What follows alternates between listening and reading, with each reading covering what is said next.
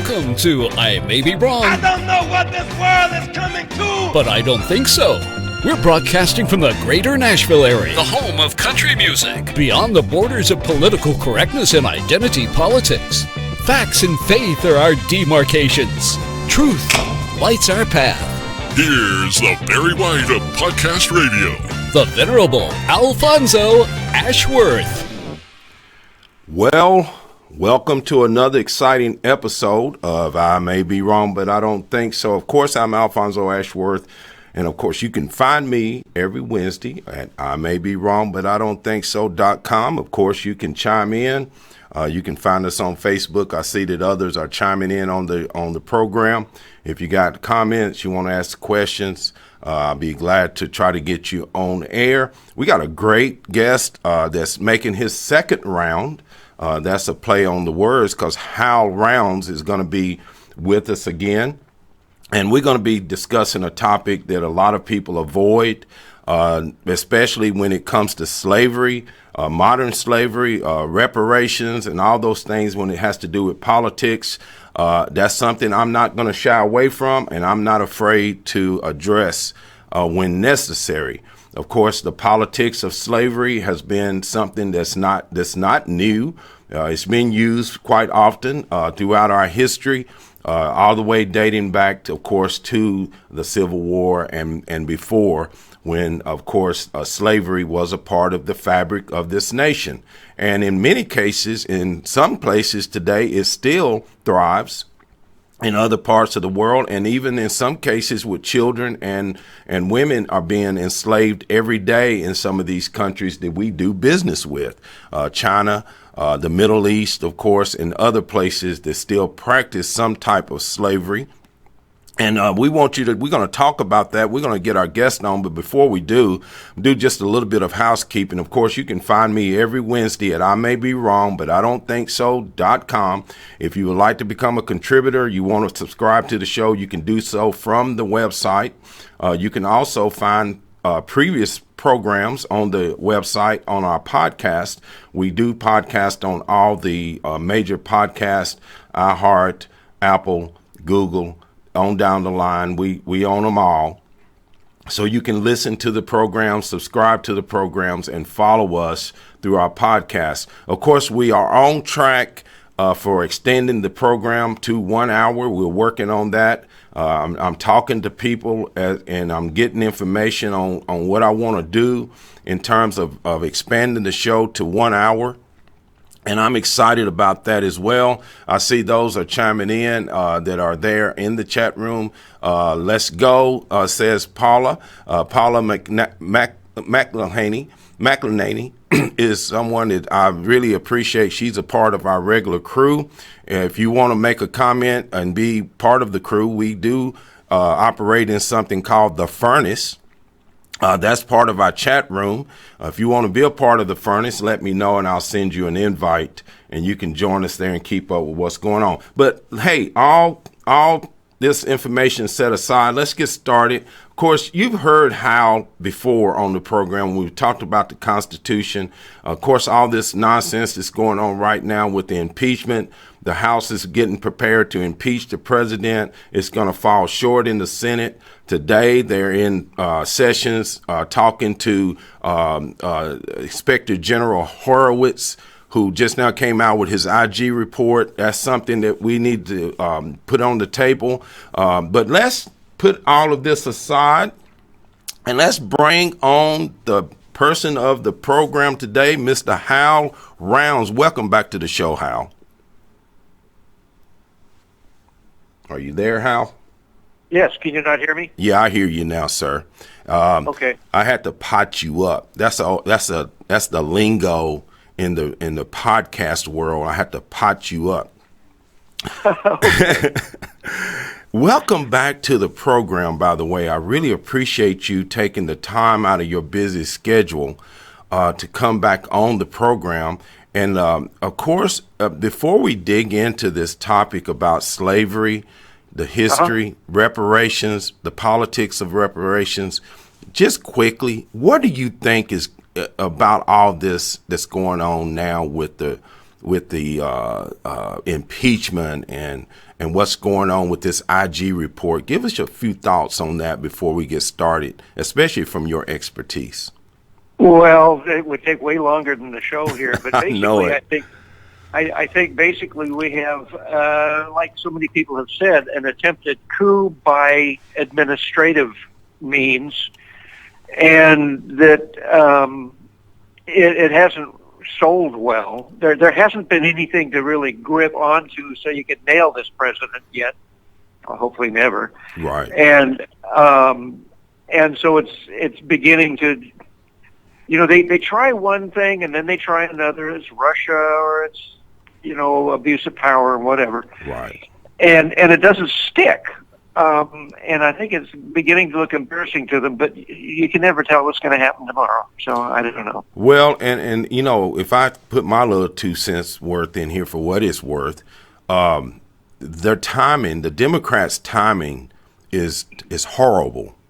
I mean, the economy is booming. The trade deals are happening. Nancy eventually had to come to the table on the trade deal with Mexico and Canada. Their timing is off, and nobody is really, I don't know, unless you hardcore and you want to suffer through some of these hearings. I don't know many Americans that have stopped what they're doing, especially at this time of year, to spend that amount of time to hear what's going on. But the Democrats have dug this hole, and they're going to just have to figure a way out of it, I guess. Well, when your enemy's digging a hole, just give them a bigger shovel. Yeah, just let them keep digging. Okay, this thing with reparations, the history of slavery, this let me throw a couple of things out there and let you kind of take off and see what you're thinking. Is it possible to see some pathway to reparations for the ancestors of former slaves in America? And if it is possible, is it constitutional? Could we, is it some way to get around that and figure a way in? And I'm just doing it from a devil's advocate position. And, of course, you can verify that with the history, but I'm going to let you talk on that subject. Go ahead, Hal. Okay, well, first we have to understand what slavery was. Slavery was a form of social organization. It was at the extreme end of what basically was the way the whole world was organized, with master-servant relationships, whether they were serfs in Europe or the way it was organized in Japan, or all around the world. Right. So chattel slavery was at the one extreme end of that. Now the question becomes, all right, it was not illegal then. We look back at it with today's values as being horrid, and I agree with that.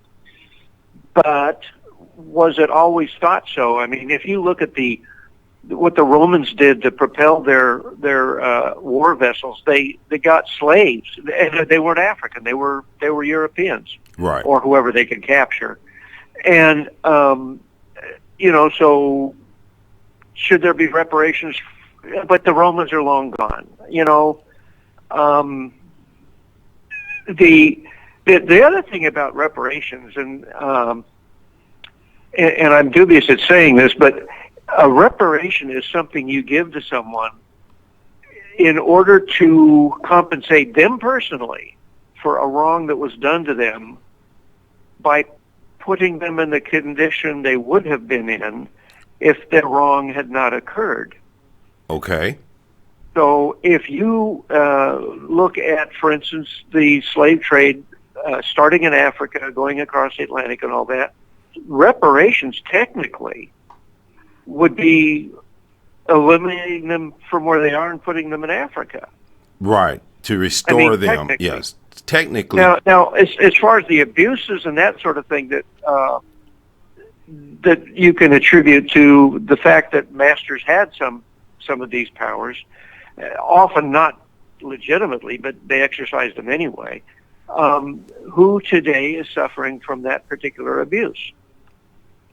Well, that's the question I think that gets sort of brushed aside when people's emotions get involved, because there's people today that they got their own reasons that truly believe that the reason they haven't been able to get ahead, the reason they have been sort of behind the eight ball, is because of what happened to their ancestors. And of course, you've already knocked down one of those legs on that stool. If you're going to restore, reparations is part of the restoration of the wrong to that individual.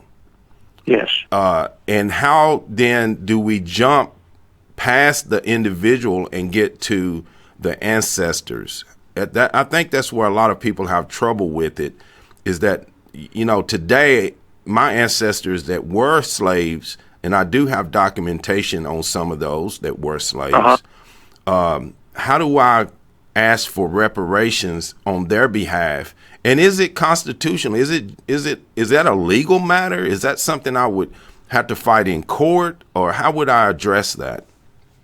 Well, that's an interesting question, because if it was legal, unless there was some abuse in a specific person's past that they could attribute, identify something that was a tort. If you know what tort law is, that's the law of failing to do something that you're obligated to do to a person, or inflicting harm on them. So tort law, if you had someone who could specifically identify a wrong done to them that is currently relevant, no longer moot, then you could put them in there in the criminal or the civil justice system, where you're suing the person who did the wrong to compensate the person who was victimized. And for the length of time and generations that have made a gap, that's no longer relevant. Right. And, I think that makes the argument even more difficult when you try to make that nexus, when you try to make the two narratives come together, that yes, there was slavery, and yes, some of their ancestors are alive today, but how do we jump from something that was legal during that time? How do we go from legal to illegal? And of course, we fought a civil war, and do those families that fought the war, do they also qualify for reparations? You can see this slippery slope that I'm going down here. Yep. Because all of a sudden, those people could turn and say, look, hey, we were harmed because of this as well. What about us? Yeah. Now, what you could do theoretically, if there hadn't been so much time, there were cases, and it was probably epidemic, where the slave owner was abusive. Now, most of them weren't, because it was counterproductive and inhuman, and they were humans. But there were plenty of them who were abusive, and to the extent that you could identify a harm that was still effective through the generations. Okay. The person who inflicted the harm was doing something illegal, because it was against the law to murder a slave. Right. There was violations, and enforcement was an issue, but it was against the law to rape. And if you could identify a chain of, events. if you could link the descendants to the ancestor in some responsible way, and then identify the specific victim, today you could make a lawsuit to get reparations on that personally effective chain of responsibility. Well, of course, murder does not have a what word am I looking for in the legal sense? For a victim? Yes. If you murder, there is no time limit on when you can be prosecuted. So I'm assuming that that's what you're talking about. If you can prove that your ancestor was murdered by, the master or the owner, would that be a cause to maybe Well, get reparations of some sort.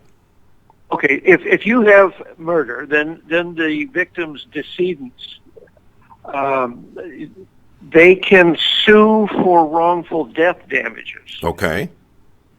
But you have to sue the person who inflicted it, not their kids. Got you, because that would be wrong, because you're holding somebody else now responsible for something they were not a part of, were not born yet, and that could be an ongoing, forever cycle where Yes. my grandfather, your grandfather murdered my grandfather, so now it could keep going on and never end. So how do we get historically, in the sense of history, how do we educate the people in terms of slavery so that we can come to a resolution on this issue? Because it seemed like every political cycle, especially a national political environment that we're in, that subject keeps coming back up, and it's mostly used by the politicians pandering for votes, but it still is effective. So how do we educate people in general on this issue of slavery and reparations? Well, it's real tough because it's so emotional. But if you're going to look at it, maybe by drawing a parallel to, do the Irish have a right for reparations from the English who had killed so many of their people and then forced them to immigrate to America? Right. Oh. And many of them came over on the same vessels that the African slaves were on. A lot of people don't know that, but many of those Irish were punished for whatever crime they committed, and many of them were sent here to work as indigent servants or work off their debt. To America. Yeah. So, and now the difference, though, in the indentured servant is that it was literally a pay that was made to the ship operator. Okay. For the passage, and then the indentured servant had a period of time that they were obligated to work off the debt, usually 7 years, if I understand correctly, and then it was over with. And so in fact, the indentured servant was really paying for a benefit that was the voyage. So it's it was a bit different, but they were just as equally obligated. I have newspapers which have advertisements for reward for an escaped slave, but I also have ones for rewards for escaped indentured servants, for Dutchmen and Germans and so on. Right. So there was a lot of similarity, and yet there were some critical differences. And chattel slavery, that was the extreme part of it, and in retrospect, we can look back and say, yeah, it was wrong. But okay, what do we do about it now? Well, we take it as a lesson to never do it again. But I don't know of anybody we can reward for something that was done wrong by somebody who no longer exists. Well, and of course, as you just stated, history has recorded it, and the only thing we can do is just learn from the mistakes from the past, not repeat those mistakes. But unfortunately, that doesn't seem to be enough for some people. They won't, they still want blood, so to speak, and they want people to pay. But the question is, how do we parse out the fact that some slave owners were former slaves? That's another wrinkle in this conundrum. Talk about that for a second in terms of historical information. Well, see, that's where you get to the point where, all right, they were complying with the law, slavery was legal, and if they were manumitted, if they were freed, then they had attained the status of just like any other citizen, maybe with some different rules, but basically the same. And so they had the right to do what was legal, own a slave. And then the question becomes, were they abusive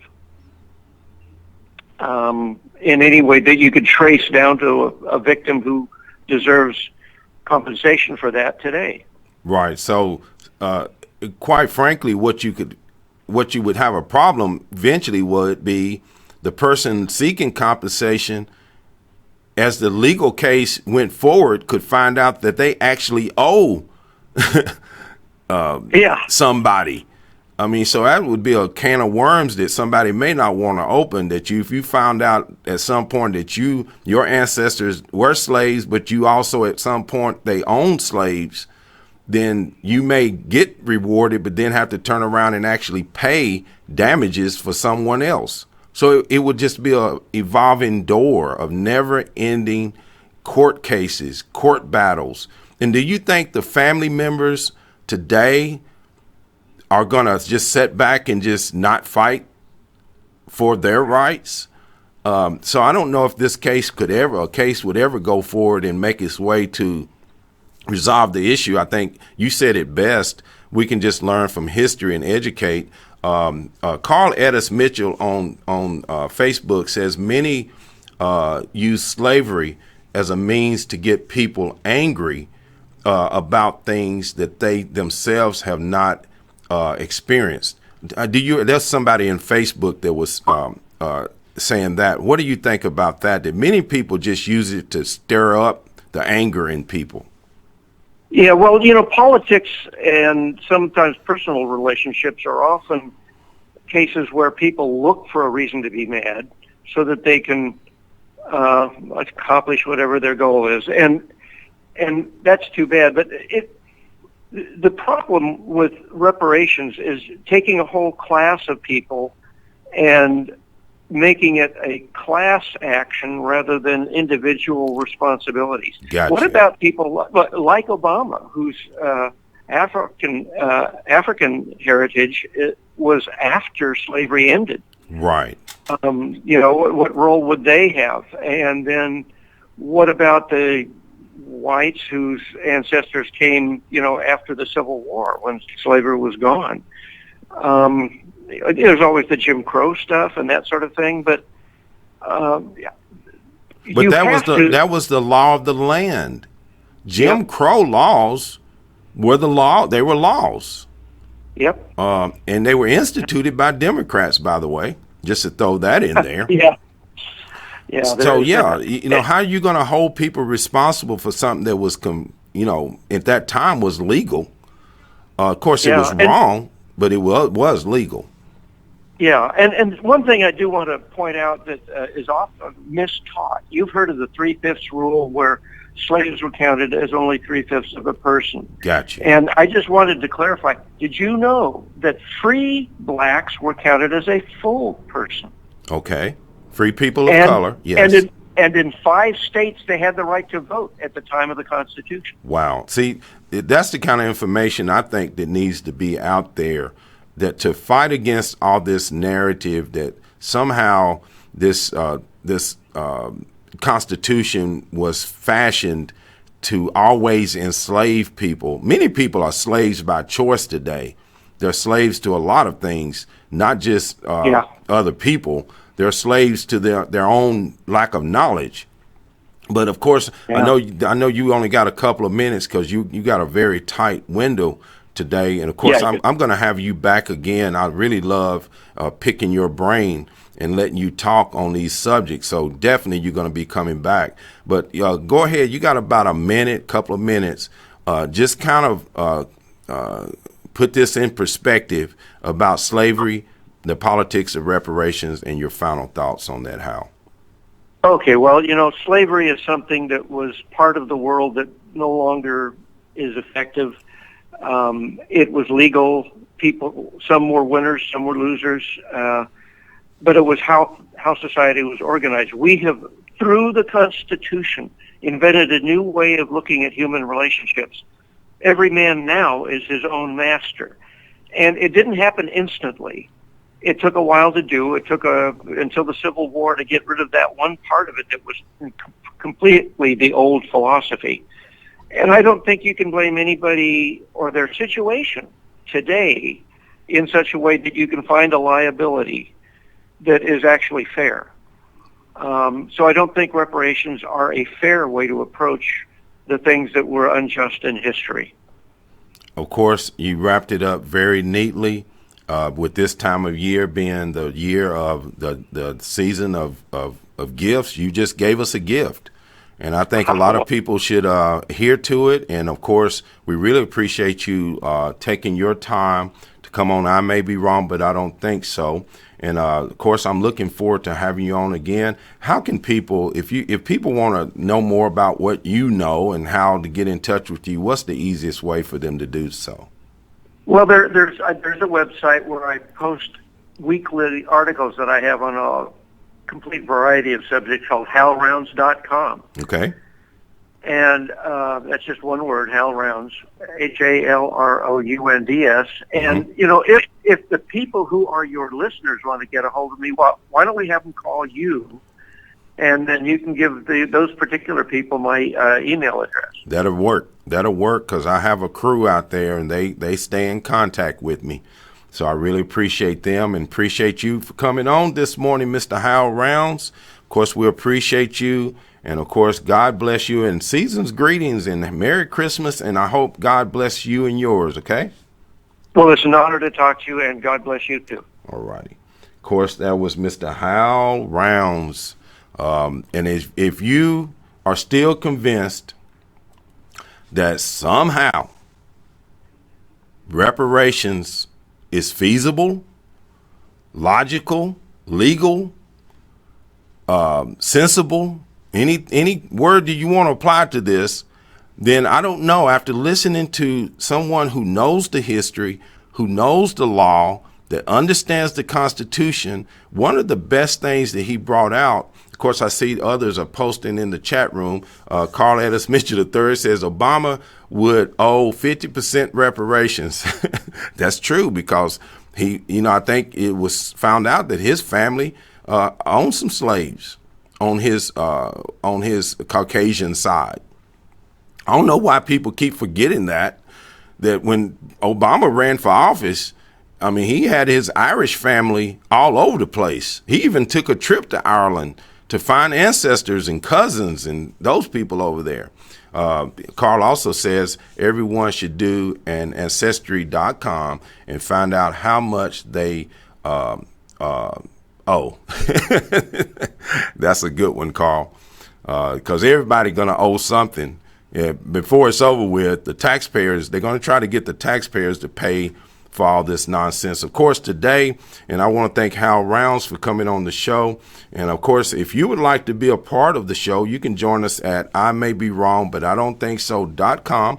We broadcast live every Wednesday from 10 to 10:30 Central Time, 8 a.m. to 8:30 on the West Coast, and 11 a.m. to 11:30 on the East Coast, Eastern Standard Time. And we really appreciate our listeners out there. We're getting a lot of feedback. People don't want me to do an hour. I used to do 2 hours with Lonnie Poindexter with his show, Lion Chasers Radio. It's about time for me to get Lonnie back on the show. If you out there listening, Lonnie, I know you out there doing something. You out there busy. You're always busy. But I'd love to get you back on the show and chop it up a little bit again. We've had some great guests on the show for our first few seasons, episodes. This makes our 21st, I think. This is either the 21st or the 22nd episode of the show.